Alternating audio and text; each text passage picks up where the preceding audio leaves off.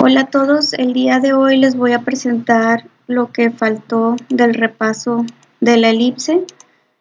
No les voy a poner el de la hipérbola porque ese ya lo vimos. Nada más voy a presentarles la ecuación canónica de la elipse, que fue el tema que faltó. Y bueno, estas son las condiciones que nosotros debemos tomar en cuenta para reconocer la ecuación canónica de la elipse, que debe de tener las letras X y Y. Aquí tenemos. Las dos letras deben de estar al cuadrado y va a ser su exponente máximo. Aquí no podemos encontrar un cubo o un elevado a la cuarta porque entonces ya no sería la ecuación canónica de la elipse. Como exponente máximo debe de ir el 2.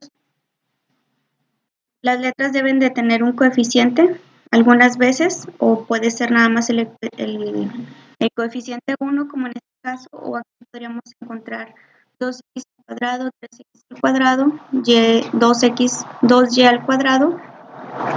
Esa también sería una ecuación canónica de la elipse. Como ya habíamos comentado, la ecuación general va a ser igualada a 0, que en la siguiente diapositiva se las muestro. Y como estamos hablando solamente de la ecuación canónica, esta debe de ir igualada a 1, como en los demás ejemplos o como en las demás cónicas. Otra condición importante es que siempre debe de ir una suma. Si nosotros encontramos aquí un negativo o una resta, entonces ya no se trata de una ecuación canónica de la elipse. Otra cosa importante de esta ecuación canónica es que el centro nos dice que es 0, 0, 0, el centro de la elipse, cuando tenemos nosotros elevado la x al cuadrado y la y al cuadrado. Si nosotros tenemos aquí un menos 2 al cuadrado o un más 3 al cuadrado, como en esta ecuación, esta ya no sería un centro 0, 0. Sí sería la ecuación de la elipse, pero no tendría el centro en 0, 0. Ya la ecuación, al momento de dibujar nosotros la elipse, ya se desplazaría en X o en Y. Y les muestro la ecuación general, que en esta presentación nada más es para ver la diferencia, que les había comentado que siempre va a estar igualada a 0, siempre va a ir ordenada del exponente mayor al menor. Y bueno, retomando la ecuación canónica, siempre va a estar igualada a 1. Los exponentes deben de ir al cuadrado, debe de tener x y y. Aquí podríamos encontrar un coeficiente que podría ser 3, 4, x número, acompañando a las letras.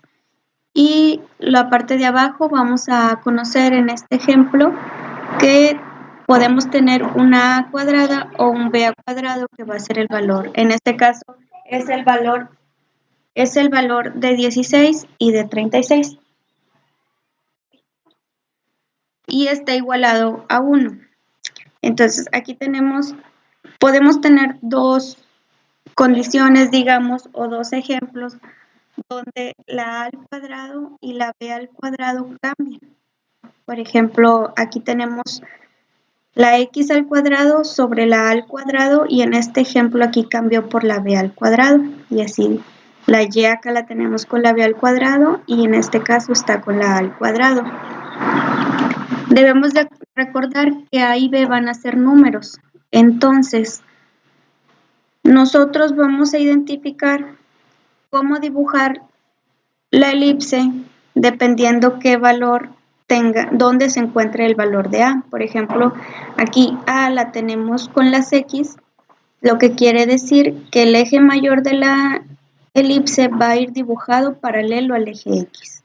Por el caso contrario, cuando acá tenemos la a al cuadrado, cuando tenemos el a al cuadrado con la y, el eje mayor va a ir paralelo al eje y. Entonces, si vemos la diferencia, cómo van a estar graficadas la elipse, dependiendo de qué eje estemos tomando el valor de a. Pero como les comento, a y b van a ser números. Entonces, cuando tengamos solamente los números, vamos a conocer que a va a ser mayor que b. Entonces, el número mayor que tengamos es el valor de a y el menor va a ser el valor de b. Y como les comento, el valor de a al cuadrado va a tomar cómo se va a dibujar la elipse. En este caso va a ir paralelo al eje Y se va a dibujar de esta forma, de forma vertical, digamos, en el eje paralelo al eje de las Y. En este caso la ecuación toma la forma de esta ecuación, donde la a al cuadrado va a corresponder a la y al cuadrado y la b al cuadrado va a corresponder al eje X. Entonces, ya vimos, una de las partes de la elipse es el centro, que en este caso es 0, 0 porque tenemos x al cuadrado y y al cuadrado. Sería este punto. El valor de A va a tomar esta línea amarilla y el valor de B va a tomar esta línea morada.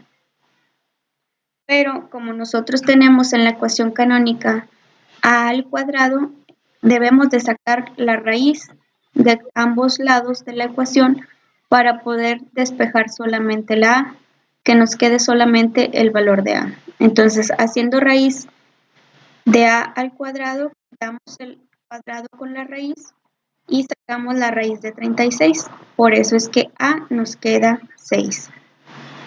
Y para el caso de B al cuadrado hacemos lo mismo. Sacamos raíz cuadrada de ambos lados de la ecuación. Entonces nos queda solamente la B al eliminar la raíz con el cuadrado y sacando raíz de 16 nos queda 4.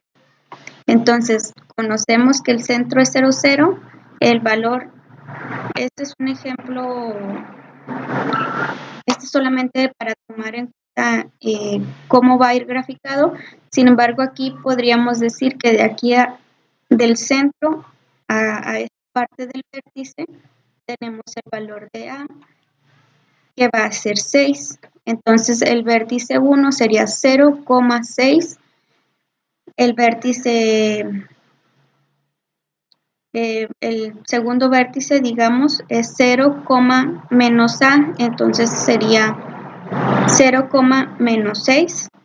El valor de B, que les comentaba, es la línea morada, es la otra parte del vértice, que en este caso está marcado como vértice 4, que sería 4,0 en el eje X, y para el eje Y sería negativo, menos 4,0.